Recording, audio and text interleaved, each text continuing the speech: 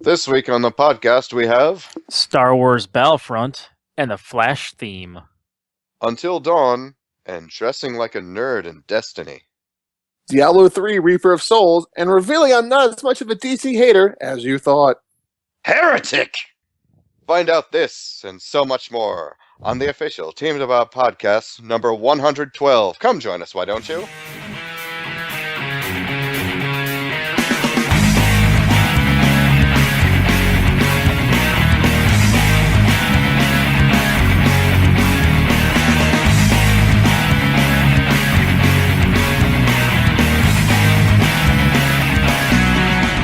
Hello and welcome to the official Team DBAH Podcast number 112.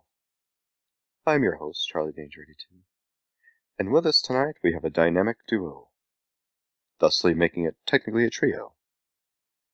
We have Craig. Hello. And we have Jake. It's me. It's Jake. We're flying. We're the three amigos tonight. It's kind of a nobody wanted to come out and play, so guess what? It's just the three of us. It's the second Three Amigos reference today. Yes. But I learned about special effects, trick photography. I was crushed. I was ruined. Would you say I have a plethora of piñatas? Oh, Wapo, I do not know what a plethora is. But if I did, I would say that you had one. Oh, good movie. Everyone should watch it. And directed by John Landis, Max Can't Landis' father. Can't wait for the inevitable remake. It's going to be great. Okay, who's going to be in the horrible remake of Three Amigos? Well, it depends on how horrible we want to make it, because Well, we can make this bad. really bad, then Dane Cook has to be involved somewhere. Dane Cook as Hefe. Okay. All right.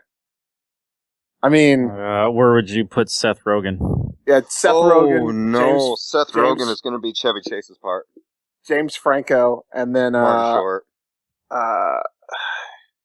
well, I guess we're going to do like Sudeikis, Danny maybe? McBride. Danny Danny McBride would McBride. have to be El Guapo. Oh yeah, good point. Yeah. Oh. Maybe like Bill who Hader. is- Maybe actually Bill Hader would probably be pretty good. Never mind. He probably would. Yeah. We gotta think of that. We're going back to Versatile- it. Oh, Jonah Hill. Jonah Hill would be Oh, okay. the other one. Oh, good. God, this remake sucks.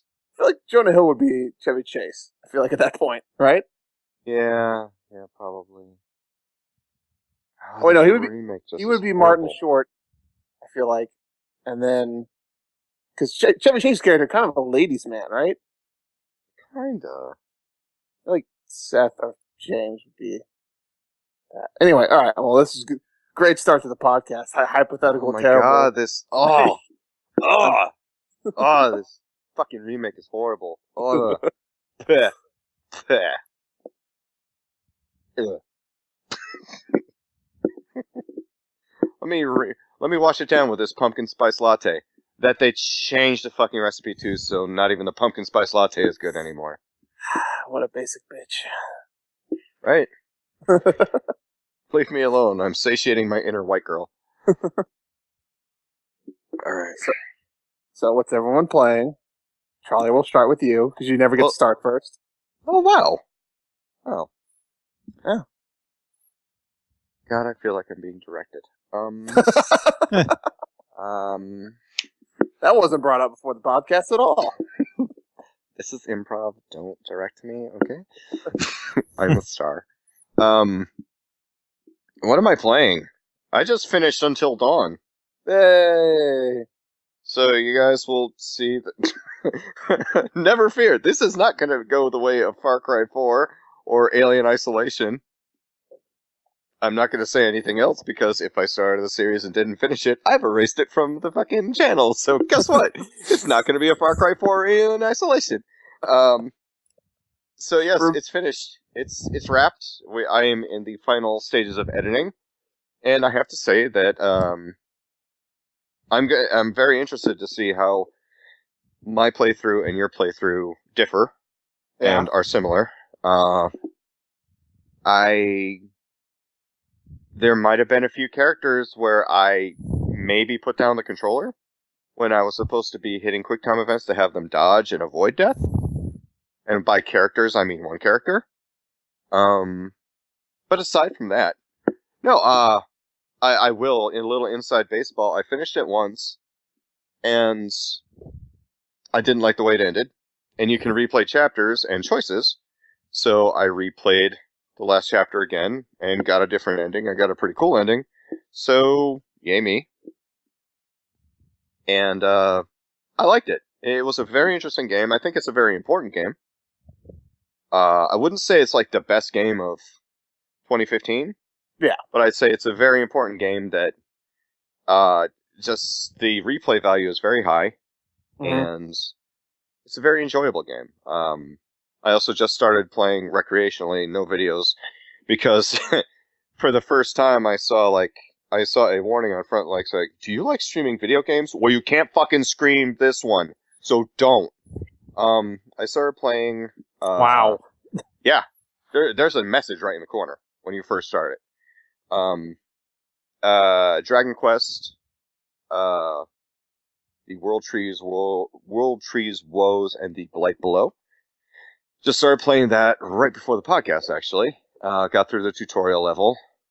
Fought a dragon. I can already tell that I am going to be skipping 90% of the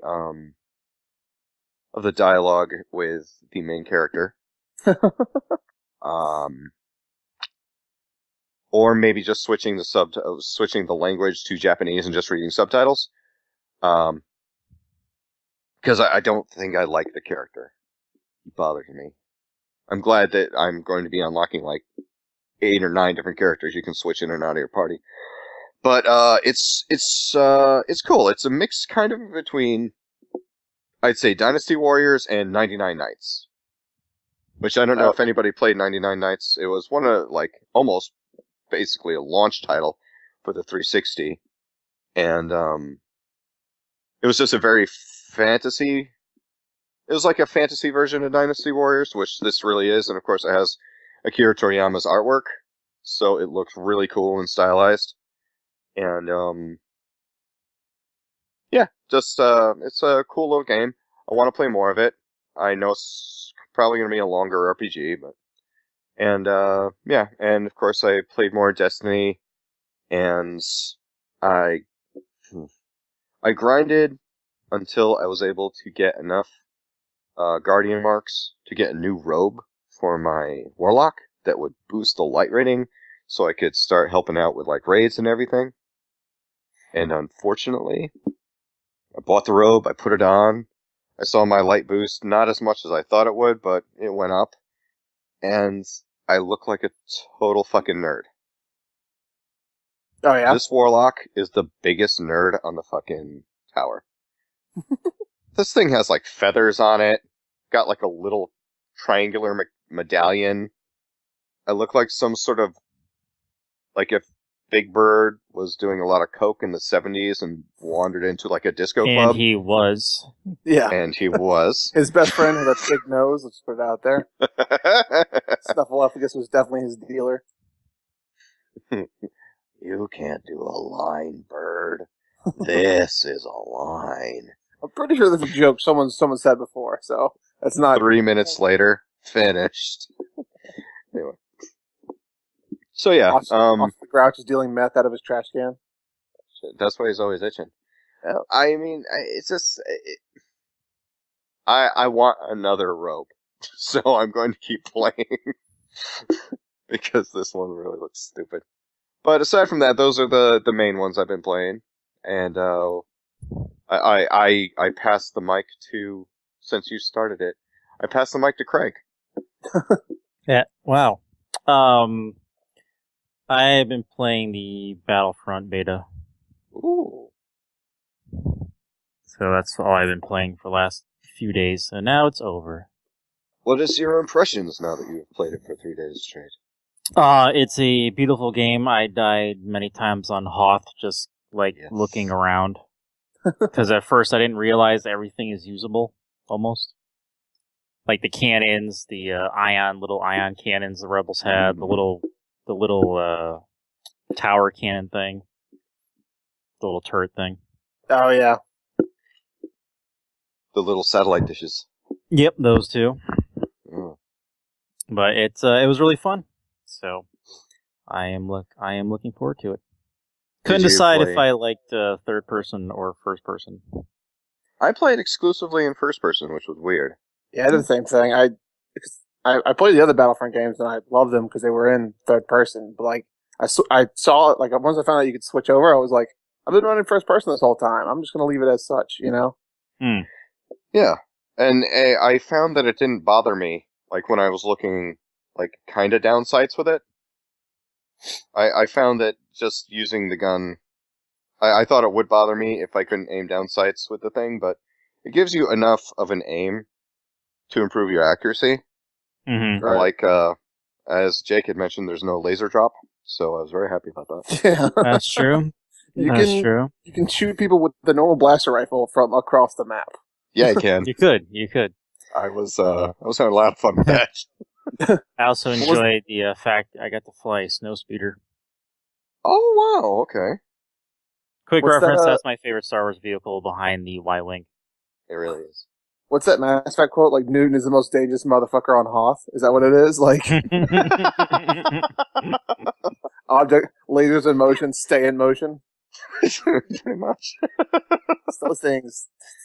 Literally, like, I mean, obviously, the targets got smaller, so you had less of a chance, but you could still snipe people still hit with those. a normal, like, handgun or whatever.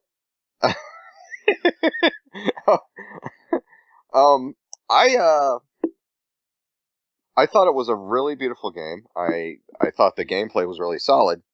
Unfortunately, when I played, Dave, Jake, and myself were all in one party, and yet we couldn't get on the same side in the same game. Yeah, really, it's like, I really didn't have that. As long as I selected the invite, like as soon as the other person joined, then I didn't have any issues with that. well, it works so fine weird. for like two people or whatever, because you could just Yeah. partner up, and I think it would automatically do that for you. But like, you can't partner up with more than one person. Like, you can't make a group or a trio.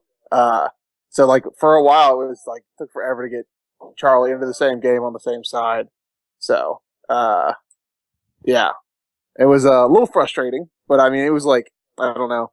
I'm not sure why they wouldn't do that in a in the beta, but I mean, maybe there was some reason that like hadn't figured that out yet.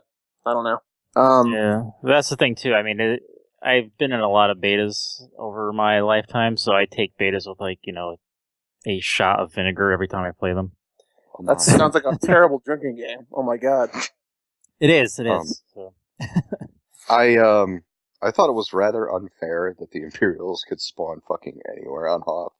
The Rebels could only spawn in their base. So you could basically show up at any part of the map, run over to the base, and camp copiously, shamelessly camp them.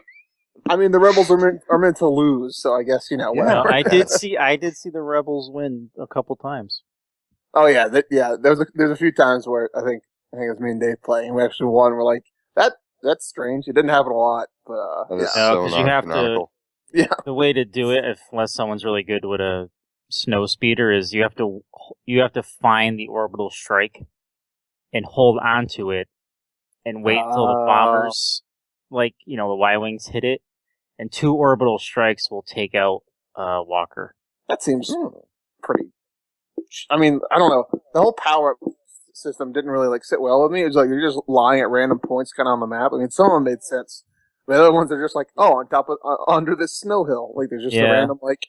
That's got actually first. If you go by how like Call of Duty works, it's a little bit more fair that way. Oh yeah.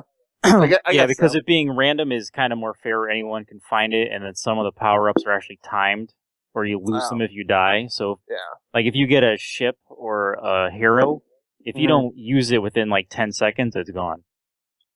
And then there's there's Call of Duty where once someone starts hitting a kill streak, they just keep getting power-ups, and then it's pretty much over at that point.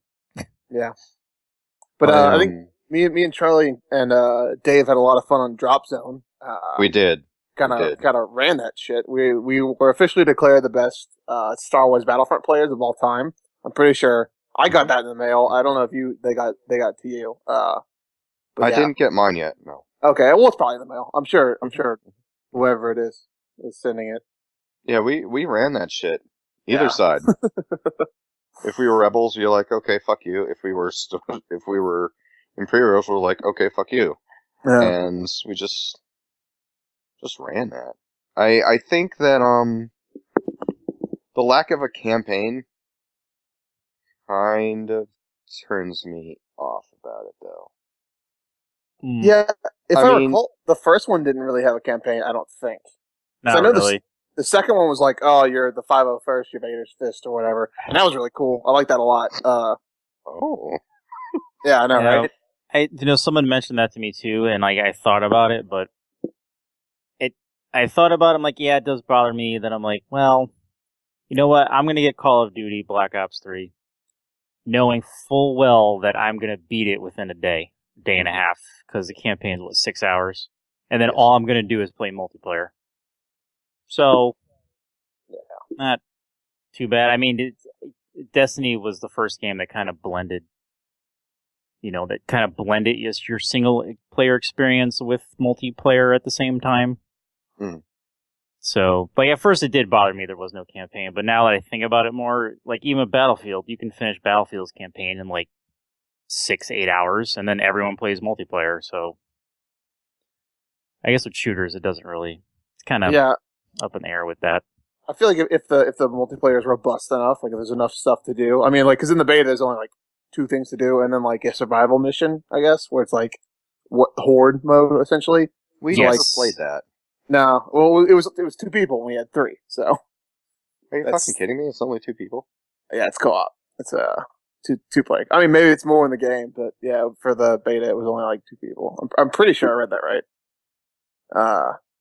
So it probably in the beta, I didn't feel like there was left to do, because not gonna lie, got sick of Hoth kind of quick. I mean, shooters. I did too. Shooters aren't really my thing, so I don't. There's got to be more to engage me than just all right, switch sides, here we go, okay. But I feel like from the screen, it looked like there was a lot of stuff to do, so that looked okay. So I'm okay with it. I probably won't get it right away. Maybe, I don't know. I haven't really thought about it yet. But I definitely plan on getting it at some point. Yeah. Might wait for the Christmas season where or a Black Friday sale where it's drastically reduced.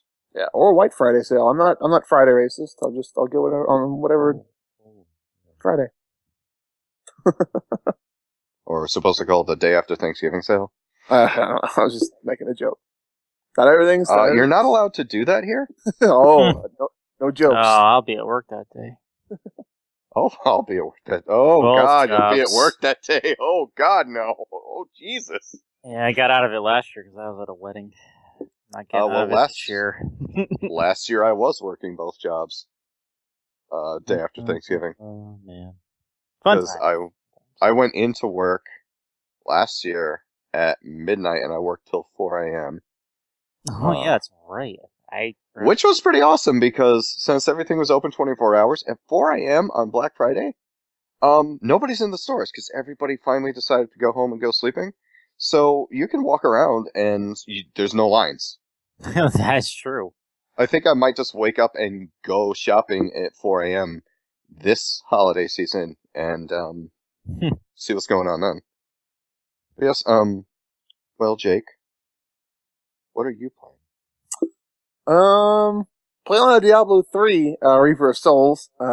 We played a little bit of that also on Friday. I've been playing as the Crusader. I thought it was gonna be crap because I really like playing as the wizard. It's totally wizard playing as the wizard. So wizard. But I got that flail and shield combo that ups that hammer move or whatever, that you just throw hammers in a circle or whatever, and I think the flail increases the attack speed of that by 100%. So you're just a cyclone of death hammers, just spinning them around like boomerangs. That's pretty fun. Of death hammers. Yeah, right. Wow, you're welcome. The next metal band that takes that for a song title. You're welcome. But yeah, I've been playing a lot of that. It's really fun. You know, I mean, I've played the other one so much that it's I'm not really paying attention, I guess, because I stopped paying attention to the other one, like about the third playthrough.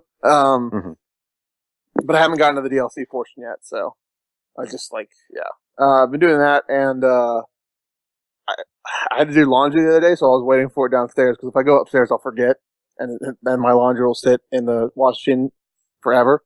I started another XCOM campaign, and it's You have a problem.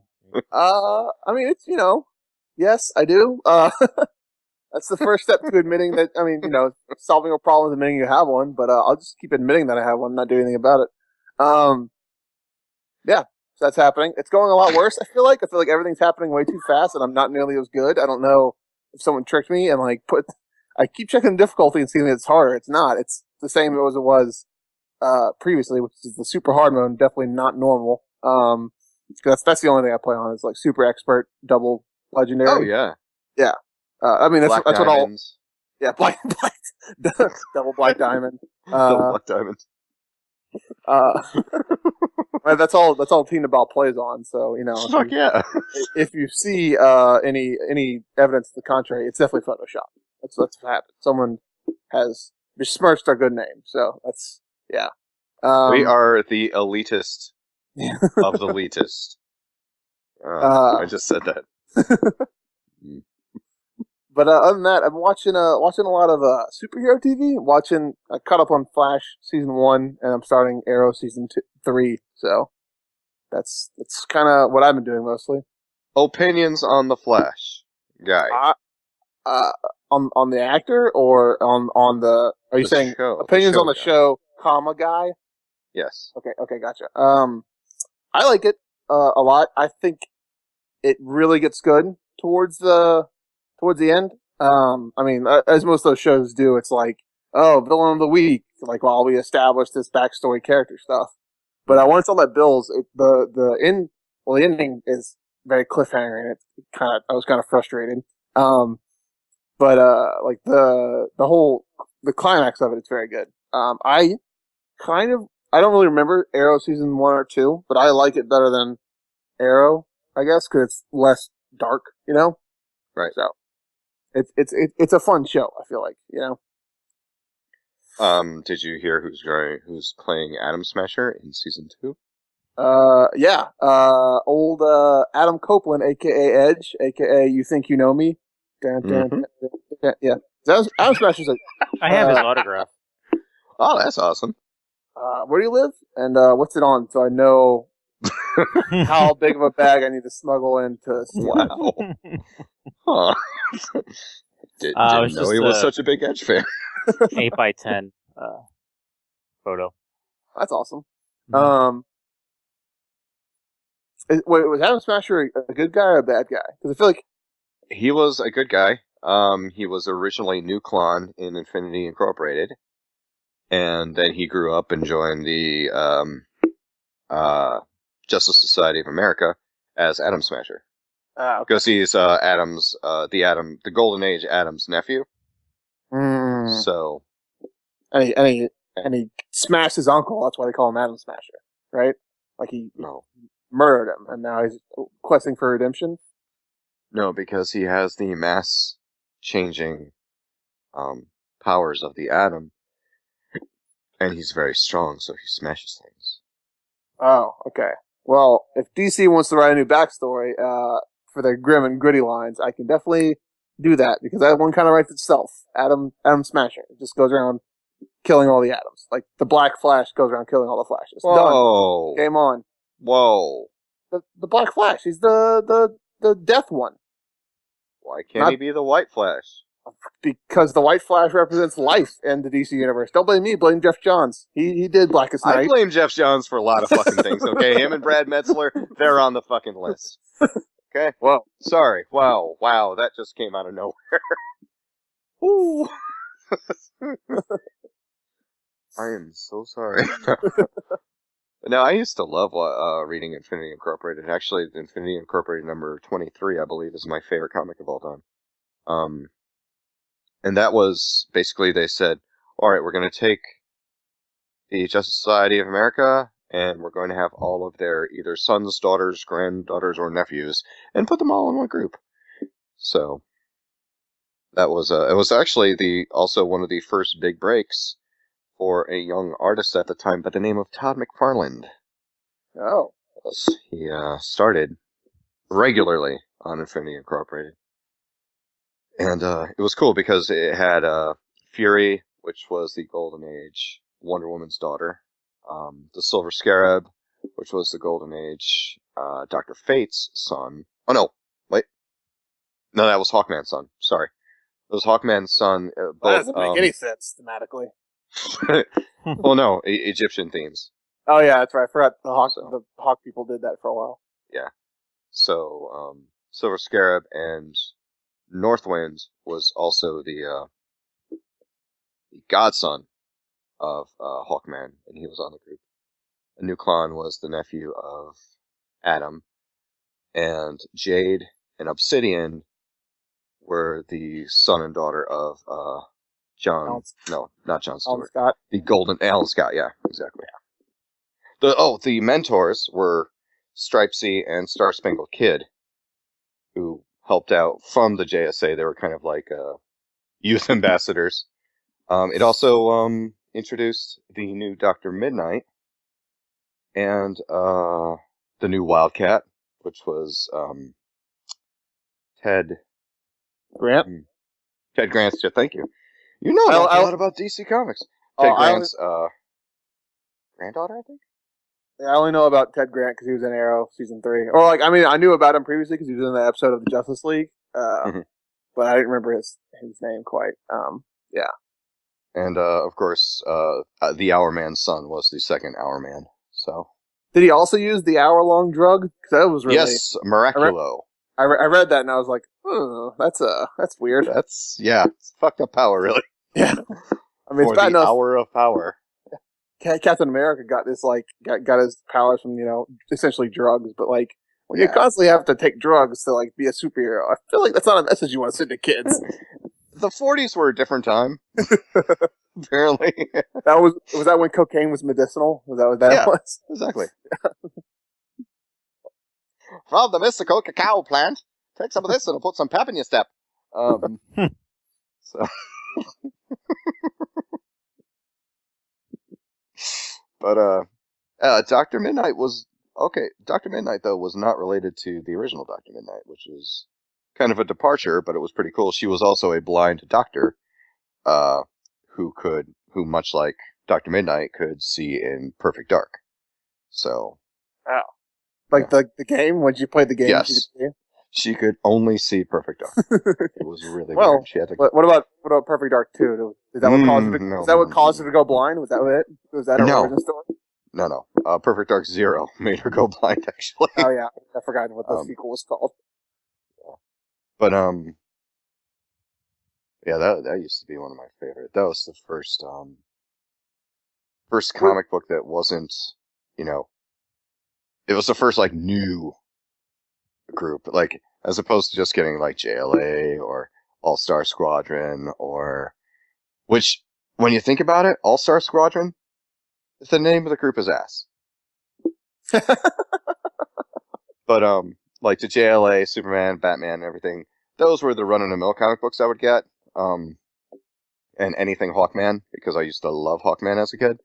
But starting with Infinity Incorporated, it kind of got me to branch out as a kid. Yeah. So that's when I started getting Infinity Incorporated and Blue Beetle, and that's when I learned all about the awesomest character in the DC universe. His name is Ted Kord.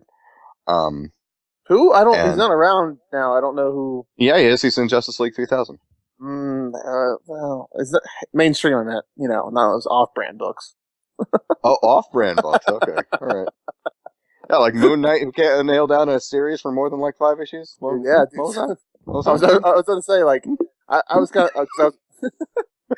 Well, I was about to bring up Avengers Academy and how that was kind of my Infinity Incorporated, but then I realized that all of my my comic choices are all off-brand stuff. I don't get I guess I got Spider-Man for a while, but Yeah, do you read your fucking column, nerd?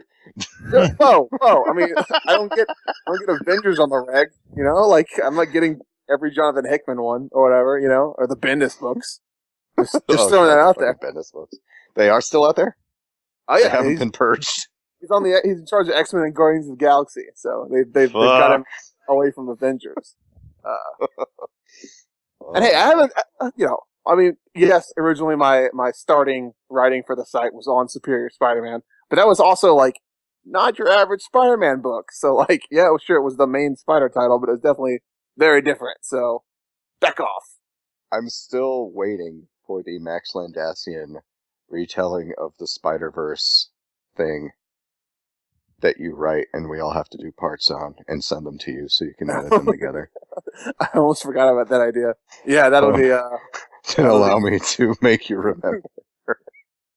That'll come along pretty much right after Superior Spider-Man Part 4, where I tie everything together. And, oh, that one. Gotcha. Yeah. And Team DBAH Year in Review Part 2. Or Year 2 or whatever.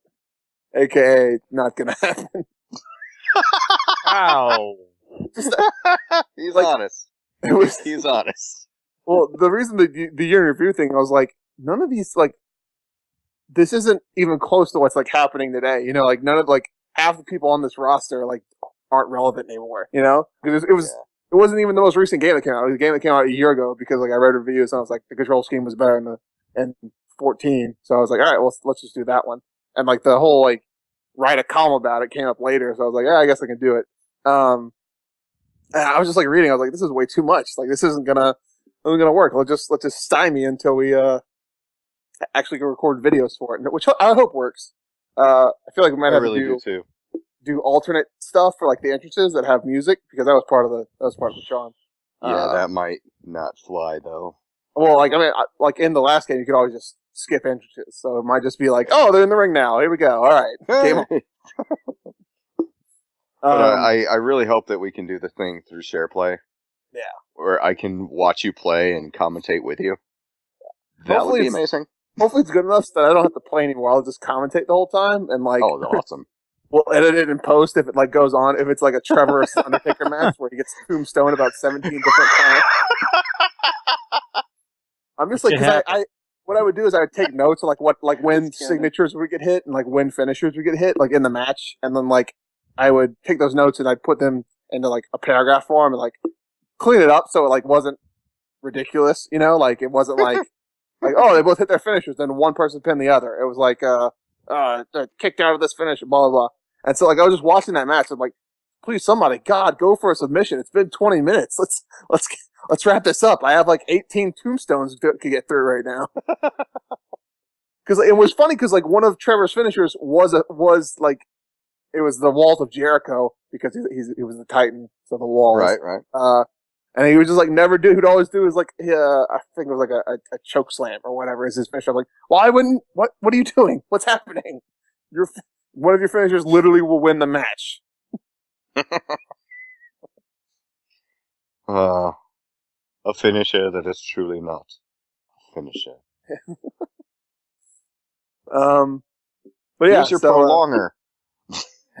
Yeah, right. AKA a John Cena match. Oh, second week in a row that Bastion? No. Was that in the podcast? Or was that on video? I can't remember. That was on video. Okay, that's lost for the ages, actually. Yeah, well, yeah. So it never happened. Randall aired that out. No, I'm just kidding. It's fine. Let him steep in his failure. Oh my! Your failure to fact check. The best of us, man. Yeah, but the pull list came out today. It was again. I came real close to getting another DC book. What? But yeah, there's too much on my list already. Like I didn't even pick up Spider-Gwen. You know, that came up today, and I was like, not this time around. I basically, like, just finished up 2 series or whatever, like the A-Force and Marvel Zombies. I was like, well, these are over, so I don't have to worry about these anymore, so I'll get these. Right. But yeah, finances being what they are, I can't, like, and also time being what it is, I can't devote myself to, like, 9 books or whatever per week. Dude, I can't even devote myself to one book as of late. So yeah, you guys are going to be waiting for Archie 2 and 3 for a while. How is Archie down this list? Well, that's Charlie's job, so, Actually, you know what? Zach took up that mantle, so we're just waiting. That's the excuse, guys. We're waiting for Zach to send us over his review of Archie 2 and 3, so stay tuned to that. Zach, get on that shit, huh? Get on it. But yeah, so Miss Marvel ended 2 today. That was a good book. You should definitely pick it up if you find a trade that you like. And New Avengers started, so I'm looking forward to that one. But yeah, that's but I mean, there's the Gillen series that I read, but yeah. So wait, Miss Marvel, who's one of the new most popular characters of the Marvel Universe now, series ended. Oh yeah, because the whole universe ended. She's getting another round. She's getting another a relaunch or whatever. That's so stupid. Yeah. And literally, because I'm reading because I think the first new book I read was Contest of Champions, which doesn't have anything to do with the new Marvel U. So I was like, all right, maybe things are different. And I'm reading previews, and I read New Avengers, and this is pretty much a direct continuation of what happened in the old universe. There's no, I don't know what the end of Secret Wars is, but it must be a giant reset button that Doom hits, and it's all right, everything's back the way it was. Cause in, I think one of Hickman's Avengers books, Sunspot from the X-Men, and I want to say Cannonball, but I don't remember who. They got rich somehow, and then they bought AIM because they were having this whole big fight with AIM, and they were like, "If you guys just work for money, why don't we just employ you to do good the entire time?" And New Avengers is Sunspot owning AIM with his own team of Avengers, doing good the entire time. There's nothing has been shifted. Yeah. That's the stupidest thing I've ever fucking heard. And look, believe me, I'm not trying to be a Marvel hater or anything because, let me tell you. You don't have to try to do that, but yeah. DC is just as fucking bad. And it's just I think that Jake actually made me hate DC and Marvel. Yay! Bringing people together. Because if I do read any good trades, job, Jake. Yeah, if I do read any trades or anything, I'll only really read Image stuff. Support creator own. There we go. Yay! I think it's Jupiter's Circle. Ascending. The prequel to Jupiter's. That's a movie. No, the sequel to the prequel to Jupiter's Legacy. Just got collected in trade last week, so I'll be picking that up pretty soon as well. Because I absolutely loved Jupiter's Legacy. Jupiter's Legacy actually got me back into comic books. I thought you always said that I did. Well, no, you got me interested in comic books again. And while I was looking for the Wicked plus the Divine, because I don't know how to fucking say it. I just say Wicked and I just say Wick Div. I just cut out the thuds and the plus. TWWD. I don't even think that wasn't even close. Not even close. TWTD. By that much. So I was looking for that, and I saw Jupiter's Legacy. I'm like, I like Frank Quietly. Oh, Mark Millar, but he's a sociopath. Then I read through the book, and I went, oh no, I like comics again. And so I picked that one up, and I picked up Wicked and the Divine, and both are just amazing series, and it's expanded my horizons, and I only like trade paperbacks now, because individual comics are too fucking expensive. Yeah, but it seems like with Secret Wars, it was Hickman's, because I kind of kept tabs on what was happening in Avengers and New Avengers. I only read here and there. I don't think it was when I was doing the pull list, but I kept tabs on what was happening through previews and stuff. And I was like, this is Secret Wars is basically the culmination of Hickman's run on on Avengers, New Avengers. And really, I don't think it was supposed to be obviously the universe is gonna end. But I don't think it was everything changes, because nothing is changing. Miss Marvel is still Miss Marvel. Now she's on the Avengers. That's gonna happen. It seems like they have a league of junior recruits on the Avengers now. Like from what I can tell, like in the new Avengers, quotes Avengers in quotes, like that book. Like I think Miss Marvel and Ultimate Spider-Man, and I think someone else, like another like young hero, is part of the Avengers because they're like, I don't know, supposed to be training him or something like that. So like I guess that's changing, but like there's nothing like I don't know. I feel like with the New 52, there were a lot of like earth-shattering developments. Like Superman wasn't like he's not always a big guy, like super guy. He starts out as a teenager. Like we'll show how that happens. And like I guess Batman was unchanged, even though like instead of having like 20-ish years of history, like it boiled down into maybe 10 comic book time. It's now like 6 years comic book time. So we went through like 3 different proteges in like 6 years. It was fucking stupid. So like I guess that's okay. Like because they didn't wait to release the new books until after Secret Wars is over, we don't know how everything ends up. But I guess it ends up okay enough, you know? Okay enough. Yeah, like it doesn't seem like there's a dramatic like it's not like Flashpoint where like I guess like everything changed, you know, because the Flashpoint was what led into the New 52. Right. And, like because like Flash was racing around the world, like it was weird. What the fuck was that? Apparently someone never saw. No, we're not fucking doing it. We're not fucking doing it because I remember you from last time. Remember you from last time? No. There was a movie in the 1980s that I really, really liked, and that Craig really, really liked, and it had a theme song from Queen. I'm not fucking talking about it, so fuck off. Continue your goddamn story. I remember the joke. It was the Flash Gordon joke. Okay, yeah, gotcha.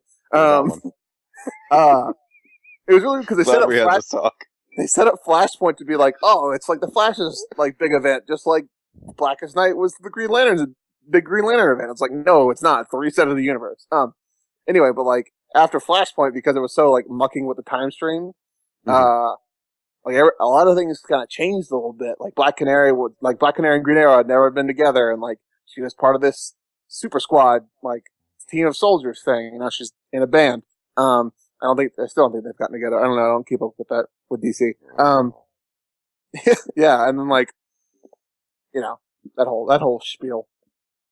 But it doesn't seem like much has changed on the Avengers side. I don't know. Maybe. Well, besides the Fantastic Four not being a thing, but I feel like that was also like not a direct result of Secret Wars. So, because Human Torch. I'm sorry. Oh, it's like Human Torch is on the Uncanny Avengers, and then like Ben Grimm is now a Guardian of the Galaxy, which I think is pretty cool. That's Human Torch is alive again. Oh yeah, he came back like during the same run. Like, of course he did. You talking about when he like got annihilated by the Annihilus Sword or whatever? Yes. Yeah, he came back in the same run. Turns out he was never dead. Oh. So the Human Torch was in a Kryptonian sleep? I don't know these specifics, but he had a pretty cool new costume, and he had like the cosmic control rod. I don't know. I don't remember. But yeah, it was again the Hickman run. So yeah. We got the only good thing to come out of the New 52 was Jim Gordon Batman. Wow. And remember how much you hated on that the first time you heard it? Of course. I totally hated on it when I saw it. I'm like, what the fuck is this? And then I saw how it was written and how there was actually some joy in it, as opposed to, hi, I'm Bruce Wayne, and yet again, I'm very fucking emo. Been emo my entire life. You would think that instead of paying for all of this shit in my cave for me to go out and constantly get beaten to shit by all of these villains, you would think I would have used all this money and all these resources to get some therapy to move on with my life. But no, I'm a bat, and I'm sad, and I'm always going to be sad, and I'm just surrounded by darkness. And then you got Jim Gordon come along saying, oh, this is fucking cool. What does this button do? So, you know, it's fucking Jim Gordon with a mohawk. I was like, what, how does this happen? Who signed off on this? It worked, though. Yeah. After you read the comics, it actually fucking worked. Now, do I know if it will continue working? No, of course I don't. because they raised the price of a digital comic to $4.99, and the actual on-the-rack comic for Batman is now $5.99. So my answer to that is fuck no. Vote with your dollar. Vote or your $5, I guess, technically. Yeah. The only way I could read Year 2 from Batman, or Zero Year, I didn't get the collected edition because I believe the first issue, the first collected edition was, I think, 7 issues. No, it was 10 issues, I think, and it was $14.99. And the second part was, I think 4 issues? It was also $14.99. So on Batman Day, I got all the individual issues for 99 cents each, and I spent $12 on it. Oh, so it was 7 and 5. That was what it was. It was 7 issues in the first collected edition and 5 in the next, and they were both the same price. And so I got all of it for 12, and it was 99 cents individually, so I could read it. I also picked up Batman 66, the first collected edition, for $3.99 during Batman Day. That was a good day. That's the thing by Jeff Parker, right? The where it's like Batman from the TV show, essentially. Yes. Yeah. I like Jeff Parker. I haven't read much of his DC work, but he did like one of my favorite Thunderbolts runs of the few that I've read. So not a lot, but I really like this Thunderbolts run. Yeah. Well, I can't wait till, because I'm saving up enough money, and when Barnes and Noble does another one of their specials. Now we're never gonna get sponsored by them. God. Right. I'm definitely going to be picking up the Kevin Smith, Ralph Garman, Batman 66 meets the Green Hornet. Oh yeah. Because Craig and I are a huge fan of Kevin Smith and Ralph Garman, and it's Batman 66 for fuck's sake. Right? It's my favorite Batman. And it was a self-contained story arc, and all the issues are done, so it's not gonna take like 5 years to complete, because I love Kevin Smith. I really do love Kevin Smith. I love Kevin Smith. Don't put that man near a comic book. What was the last one he started writing? Oh, I think Superman? No. It was a third Batman story that never finished. There was Cacophony, and then like the Widening Gyre, right? Widening Gyre, and I think there was a third one, Bellicose or whatever, verbose. It had an OSE in it, but that still hasn't come out yet. And The Evil That Men Do, the last issue came out, what was it, 4 years later for the Black Cat? Oh yeah, that was, yeah, I actually read that story on like Wikipedia. It was like a year or like 2 years later the next issue came out or something like that. Yeah. And I'd like to say it was worth the wait. However, I will say that the Kevin Smith, Phil Hester run on Green Arrow was fucking amazing. I actually picked up a Green Arrow trade recently in like one of those Comixology deal days or whatever. It's Jeff Lemire's first outing on the book, because I wanted to get into Green Arrow because I read a little bit after Brightest Day before the TV series came out. Just want to point that out. Hipster. Right? Bandwagoneer. Yeah. And I was like reading up on it, and like apparently like the first couple trades weren't that great. I think it was like J.T. Krull and like I think Anna Senti, who's like a classic comic writer, but apparently they didn't get that well reviewed. But they said that the Lemire issues were pretty darn good, and it's pretty good so far. I think and Sorrentino I think is on art. It feels like a kind of like a classic comic feel. Like it feels like an older style of comic and stuff. Neat. But it's pretty cool. They had some, I think, during Kevin Smith's run, they actually had the whole Kevin's Green Arrow talking with Batman. So it's like, well, I had the Arrow Cave and the Arrow Car and the Aeroplane, and and Batman turns to him and is like, my God, man, did you have an original thought in your life?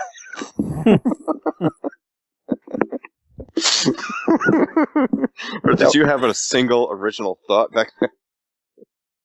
To be fair, the Aeroplane is a great pun. I'm just going to throw it out there. Oh, absolutely. That was like my favorite part of the Injustice comics, where like Harley Quinn gets taken to the Arrow Cave and she's like, why don't you just call it the Quiver? And he goes, that's actually better. He's just pointing at her. That is a really good idea. Yeah.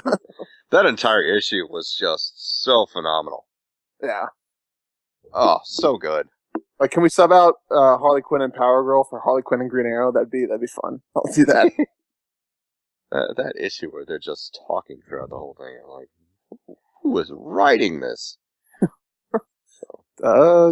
What's his face? Is he still writing it? Tom Taylor. Oh, no, he's not. It's, I want to say Francis Manapul, I think, the guy who wrote the new Flash runs, like when they rebooted the universe. And then I think he wrote a little bit of I want to say Detective Comics, maybe? He was an artist, I think, at the time. Or, like, previously. But interesting. Yep. I haven't read it in ages. I haven't. So. Yeah, I haven't kept up. I stopped after year 3 because I was like, yeah, this kind of lost its. I mean, like how much keep that series kind of going? Like, it was pretty magical the first year or whatever, and then like even when Tom Taylor was still writing, it's like, okay, this is I'm kind of getting the feel here. I mean, like, we know what happens, and then like something really good can happen, and like, oh no, bad stuff, everybody. So, Craig, did you keep reading it, or did you drop off with that? I dropped off with it because I forgot my Comixology password. That'll do it. And then I had to redo my phone a couple times, then I didn't get back into it. Not that I didn't like it, I just didn't get back into it after that happened. Yeah. Good series, though. Good series. At least year 1 was just, oof. Yeah, people were saying, like, it's I forgot who it was, but they were like, this is better than the actual, like, main, like, writing of these characters, because it's, like, the classic feel, or whatever, even though, like, Superman's turning fucking evil, to quote our favorite internet video, yes. It was, like better character work than, like, some of the main stuff that was out at the time. At least, that's what someone said, at least. No, I totally agree with that. It was. I also liked it in the first season because it didn't get as batshit violent as it did with the corresponding seasons. Yeah. Like, hey, you have an arm? We're ripping that off. Let's see how many creative ways we can kill people in this, and it just got a little. After a while, it was like, okay. He wasn't I was wrong. Cartoonishly evil in the game. Yeah. I was wrong. I just looked it up. It was actually Brian Bucoletto that ran Injustice Year 3 onward. He and Francis Manapul did Flash and Detective Comics together. Oh, okay. I think I read some of the early Detective Comics stuff. It wasn't the Tony Daniel stuff. It was like the stuff afterwards. He wasn't the guy who did the face stuff. All right. Okay, thank God.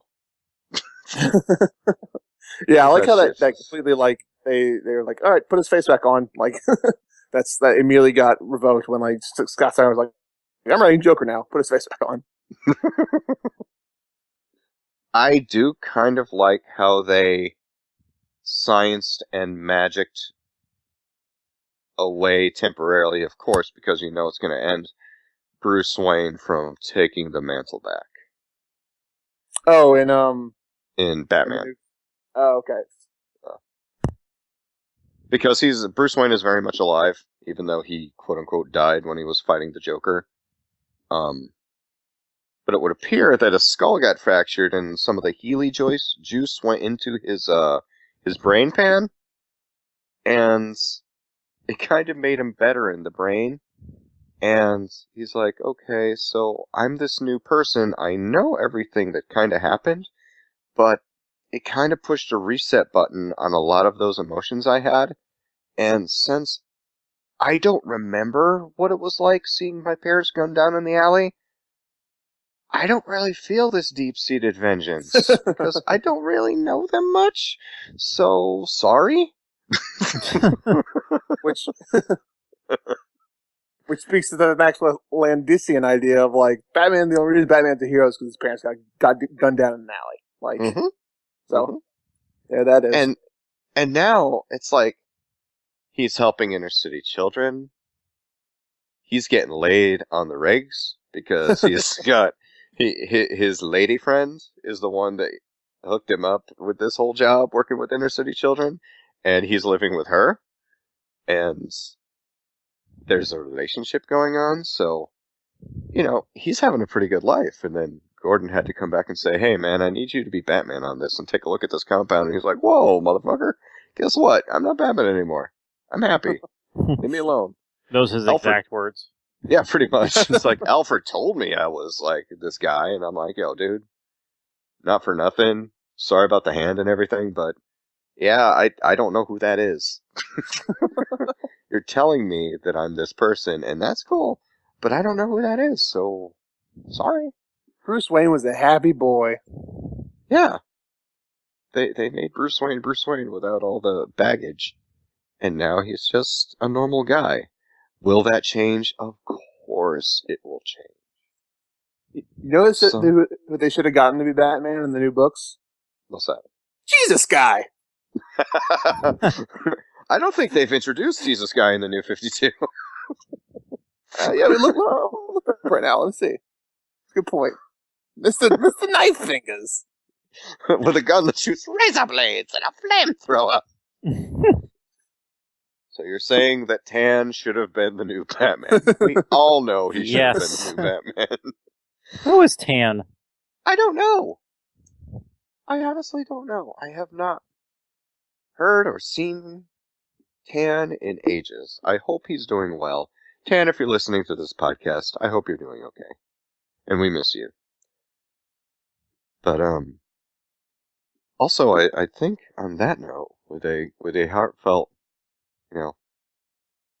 tribute to Tan right there, I think we might be drawing to a close of this episode. Right, I figured out what happened to Azrael in New 52. I think we'll listen to this first, though. According to Wikipedia, he appeared in Batman Inc., issue number 10. His exclusion from Batman's organization explained by his choosing seclusion and daily prayer as a way of repenting for all that he did, a tool of Ra's al Ghul and Dr. Hurt, which has happened before the New 52, I'm pretty sure. Yes. But that still happened, so whatever. Is he still Jean-Paul Valley in the New 52? Oh, no, it's Michael Lane. It's not Jean-Paul Valley. All right. Yes. Sorry about that. The Michael Lane who also appeared in Arkham Knight. Yeah. Okay. So, that was an interesting part in Arkham Knight. Yeah, the whole, choice thing at the end was a little weird. It's like, why wouldn't I just walk out? Why would I try to kill the main character of this game that I'm gonna obviously keep playing as? Yeah. It's, spoilers, I guess. I don't know that. Yeah, we got to that part in the series, right? I think so. Well, there's only one episode. Technically, 2 episodes left of the series, so I think you got to that part. Yeah. Episode 17. In 2 weeks, kids. Episode 17. Wait, 2 weeks. Yeah, because episode 16 comes out. Oh, yeah. Okay, gotcha. Yeah, that's right. Or did it go out this week? I don't know. Who knows? Hey, the Shadow knows.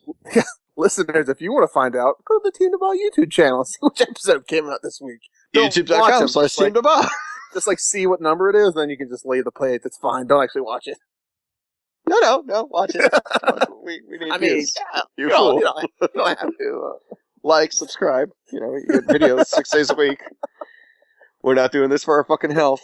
Come on, come watch it. Oh, are we not? I get 10 plus health points every time I make a video. You get mad cardio from it. Yeah. I wish. But all right, kids. Well, thank you, Craig, for providing us, providing me, especially with a counterpoint to what I actually thought originally of the Star Wars Battlefront beta. Oh, thank you for repiqued still being you. my interest. You have repiqued my interest in it. Thank you, Jake, for informing us as to what happened to Azrael. Oh, you know, look. So for a non-DC person, I keep tabs. You know, you were very DC centric. Yeah, you know, I listen. I don't hate it. It's just like I can't engage with the books. You know, I love Justice League and Justice League Unlimited and like generally all of their other media books, all their other media. But the comics just never click. You know, that's weird. Now, DC centric, so essentially, you're eccentric with a D. Oh shit! You know, anyway. It's in the episode. I'll let that one slide. I won't rag you about that one. It's fine. Hey, thanks, man. No problem. Thanks. It's kindness in my heart. So glad I have your fucking imprimatur. All right. What does that even mean? Guys, that means approval, permission. I just said approval.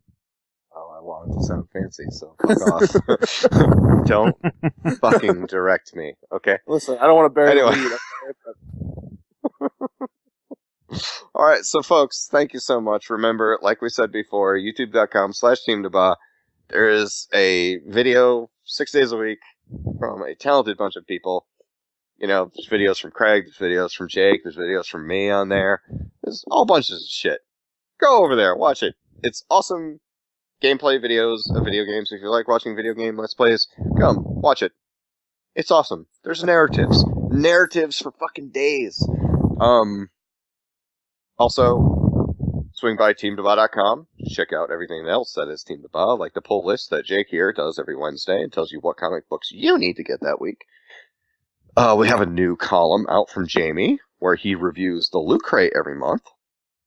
We also have this very podcast that comes out every Thursday, which is available on Stitcher, SoundCloud, iTunes, Player FM, and right there on the website. You can listen to it right there. There's a button you can press and it plays it like fucking magic. And we did 112 of these. If you're just signing on now, you got some homework to do, kids. So it's all available there. We've got a huge archive of stuff. And there's tons of other stuff that you can discover right there on Team DBAH. Plenty of ways for you to drink in the content. And if you're feeling generous, want to throw a couple shekels our way, you can go to our revamped new store of cafepress.com/Team DBAH. We put some new products up. We took out some old ones. We put in some new ones. So swing by. It's a whole new experience. So thank you very much for listening, folks. I've been Charlie Danger 82. This has been the official Team DBAH podcast, number 112. And until next week, folks, please remember, don't be a hero. Good night.